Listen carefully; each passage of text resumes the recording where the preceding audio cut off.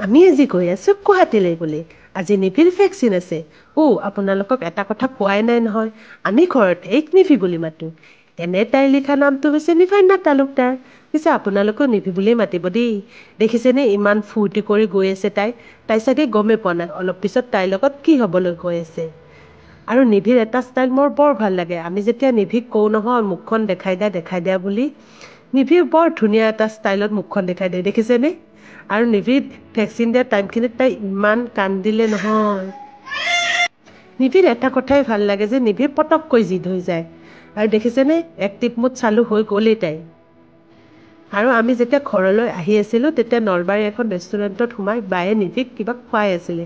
আৰু নিভি বৰ ধুনীয়াকৈ খাই আছিলে। সন্মুখতে তাইৰ সমবয়সীয়া এজনী ছোৱালী বহি আছিলে আৰু তাইক চাই নিভিয়ে খাই আছিলে। আৰু আহি থকা টাইমখিনিত নিভিৰ লগত আমি সকলোৱে নাচিলোঁ, ফূৰ্তি কৰিলোঁ। আৰু তাইৰো বহুত ফূৰ্তি আমি নাচাৰ কাৰণে। দেখিছেনে ইমান ফূৰ্তি কৰিছে তাই। বৰ ভাল পায় এইবোৰ কৰি থাকিলে তাই। আজিলৈ আহিছোঁ, নেক্সট মিনি ব্লগত লগ পাম আকৌ। Bye bye.